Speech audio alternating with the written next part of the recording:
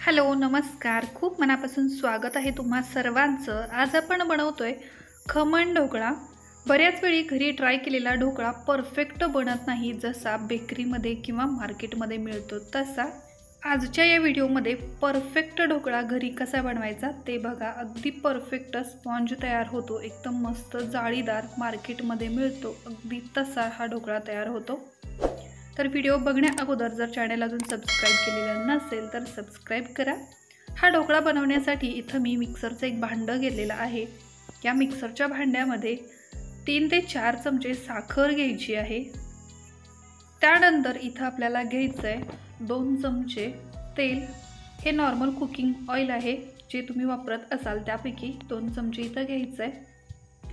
आता त्यानंतर इथं घालायचं आहे 1 चमचा लिंबू सत्व। या लिंबू सत्व ऐवजी तुम्ही 1 मोठ्या लिंबाचा रस वापरला तरीही चालेल, पण लिंबू सत्व वापरल्यामुळे या ढोकळ्याला परफेक्ट असं जाळीदार टेक्स्चर येतं। त्यानंतर घालायचं इथं चवीपुरतं मीठ। हा ढोकळा बनवण्यासाठी तुम्ही जितकं बेसन वापरता त्या अंदाजाने इथं चवीपुरतं मीठ घ्यायचं आहे। त्यानंतर एक अर्धा वाटी मी इथं पाणी घेतलेलं आहे। आता मी इथं पाव चमचा हिंग पावडर घेतलेली आहे। हिंगाचा फ्लेवर जर आवडत नसेल तर स्किप करू शकता, पण बेसन आहे त्यामुळे हिंग घेणं गरजेचं आहे। आता हे सगळं मिश्रण मी मिक्सरला फिरवून घेतलेलं आहे, बघू शकता। तेल, पाणी आणि जे आपण साखर वगैरे घेतलं होतं ते सगळं एकजीव झालेलं आहे आणि इथं हे या पद्धतीनं मिश्रण तयार झालेलं आहे। आता यामध्ये बेसन घ्यायचं आहे, तर तुम्हाला जितका ढोकळा बनवायचा आहे तितकं बेसन घ्या। इथं मी मोठं 1 वाटी भरून बेसन घेतलेलं आहे, म्हणजे लहान वाटीनं घ्याल तर 2 वाटी बेसन होतं। आता हे आपण घेतलेलं सगळं बेसन या मिक्सरच्या भांड्यामध्ये घालायचं आहे। पुन्हा यामध्ये थोडंसं पाणी घालायचं आणि हे छान असं बॅटर बनवून घ्यायचं आहे। बॅटर जास्त पातळ व्हायला नाही पाहिजे। 1 वाटी बेसन असेल तर त्यासाठी अर्धा वाटी पाणी पुरेसं होतं, तर त्या अंदाजाने तुम्ही पाणी वापरू शकता। पण बऱ्याच वेळी बेसनच्या क्वालिटीनुसार देखील पाण्याचं प्रमाण कमी जास्त होऊ शकतं। तर इथं बघू शकता आपलं हे बॅटर छान असं तयार झालेलं आहे। मी एका बाउलमध्ये काढून घेते। हे आपण बनवून घेतलेलं बॅटर जर जास्त पातळ वाटत असेल तर त्यामध्ये 1 चमचाभर बेसन ॲड करून ते ॲडजस्ट करून घेऊ शकता। आता हे सगळं बॅटर मी या बाउलमध्ये काढून घेतलेलं आहे आणि या मिक्सरच्या भांड्यामध्ये थोडंसं पाणी घालून ते पाणी देखील मी या बॅटरमध्ये घालून घेतलं।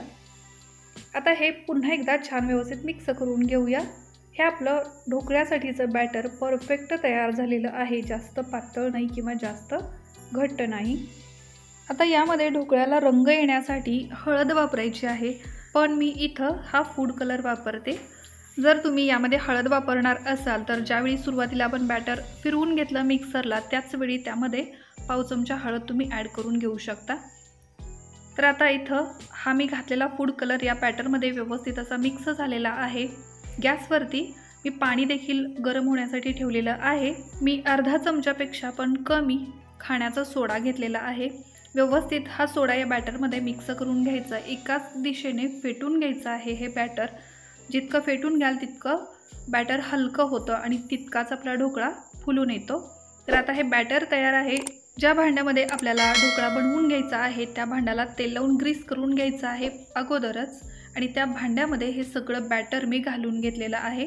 एकदा का बॅटरमध्ये सोडा घातला की बाकीची प्रोसेस अगदी फटाफट करावी लागते। आता हे भांडं 1-2 वेळा टॅप करून घ्यायचं आहे, त्यामुळे यामधले बुडबुडे निघून जातात। आणि आता इकडं ढोकळा उकडून घेण्यासाठी पाणी देखील छान उकळलेलं आहे, त्याच्यावरती एक झाकण लावायचं आहे आणि 12 ते 15 मिनिटापर्यंत हा ढोकळा मीडियम फ्लेमवरती शेकून घ्यायचा आहे। तर इथं बघू शकता 15 मिनिट झालेले आहेत। अगदी परफेक्ट स्पॉन्ज असा आपला ढोकळा फुलून वरती आलेला आहे। एक टूथपिक किंवा चाकूनी या प्रकारे ढोकळा परफेक्ट झाला आहे की नाही तो चेक करून घ्यायचा आहे। चाकू किंवा टूथपिक क्लीन निघाली की समजावं की आपला ढोकळा परफेक्ट तयार झालेला आहे।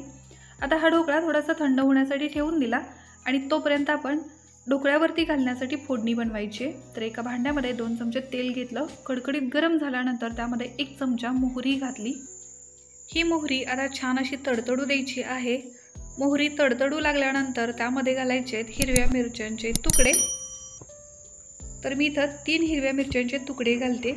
ह्या मिरच्या घातल्यानंतर त्यामध्ये घालायचं आहे कढीपत्त्याची काही पानं। तर मी इथं 10 ते 12 कढीपत्त्याची पानं घेतलेली आहेत। 1 मिनिटभरासाठी हे सगळं व्यवस्थित परतून घ्यायचं। कढीपत्ता, मोहरी आणि या मिरच्यांचा फ्लेवर या तेलामध्ये उतरला पाहिजे। त्यानंतर अर्धा पेला पाणी घातलेलं आहे मी। या पाण्यामध्ये आता आपल्याला घालायचे 3 ते 4 चमचे साखर, चवीपुरतं मीठ आणि 2 चमचे लिंबूचा रस। आंबट, तिखट आणि गोड चवीचं हे पाणी तयार झालं पाहिजे, ही फोडणी तयार झाली पाहिजे। तर यामध्ये तुम्हाला गोडाचं प्रमाण किंवा तिखटचं प्रमाण किती पाहिजे त्यानुसार तुम्ही मिरची आणि साखर घालून घेऊ शकता। आता 2 ते 3 मिनिटं हे फोडणीचं पाणी खळखळून उकळू द्यायचं आहे आणि त्यानंतर गॅस बंद करायचा आणि हे पाणी थोडंसं थंड करून घ्यायचं।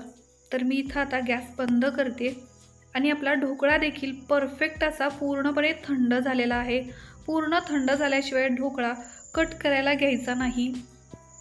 आणि बघू शकता ढोकळा थंड झाल्यानंतर आपोआप त्याच्या कडा सुटायला लागतात। तर या प्रकारे हा ढोकळा मी बनवून घेतला आणि बघू शकता त्याची जाळी परफेक्ट असा अगदी जाळीदार हा स्पॉन्ज ढोकळा तयार झालेला आहे। आता हा ढोकळा पाहिजे त्या आकारामध्ये कट करून घ्यायचा आहे आपल्याला, पण त्या अगोदर या ढोकळ्याची जाळी बघू शकता किती मस्त अशी जाळी आलेली आहे। अगदी स्पॉन्जसारखा ढोकळा आपला परफेक्ट तयार झालेला आहे। आता या ढोकळ्याचे तुम्हाला ज्या आकारात पाहिजे त्या आकारात पीसेस करून घ्यायचे। मी आता रेग्युलर असणारा चौकोन आकारात हा ढोकळा कट करून घेते आणि थंड झाल्यानंतर बघू शकता अगदी सहज हा ढोकळा कट होतो। पण जर गरम असताना ढोकळा तुम्ही कट करायला घ्याल तर त्यावेळी हा ढोकळा व्यवस्थित कट होत नाही, त्याचे पीसेस व्यवस्थित निघणार नाहीत। आता या ढोकळ्याचा एक पीस दाखवते तुम्हाला, बघू शकता याची जाळी किती स्पॉन्ज झालेला आहे, तुम्हाला ओळखेलच। अतिशय मस्त बाजारात मिळतो तसा परफेक्ट ढोकळा तयार होतो। कितीही प्रेस केलं तरी आहे त्या आकारामध्ये हा ढोकळा पुन्हा येतो। अगदी परफेक्ट रेसिपी आहे, एक वेळ नक्की ट्राय करा। आता आपण तयार करून घेतलेलं फोडणीचं पाणी या ढोकळ्यांच्या वरती घालायचं आहे। या ढोकळ्यावरती हे फोडणीचं पाणी घातल्यानंतर अगदी रसरशीत, अतिशय टेस्टी, आंबट, तिखट, गोड चवीचा हा ढोकळा तयार होतो। एक वेळ नक्की ट्राय करा या पद्धतीनं। अगदी परफेक्ट प्रमाण आहे ढोकळा बनवण्याचं। या पद्धतीनं या प्रमाणात बनवलेला ढोकळा कधीही खराब होणार नाही, तो परफेक्टच होईल। तर एक वेळ नक्की ट्राय करा। ढोकळा बनवण्याची ही माझी रेसिपी आवडली तर व्हिडिओला एक लाईक करा। चॅनलला अजून सबस्क्राईब केलेलं नसेल तर सबस्क्राईब करा। त्यासमोर येणारं बेल आयकॉन प्रेस करा।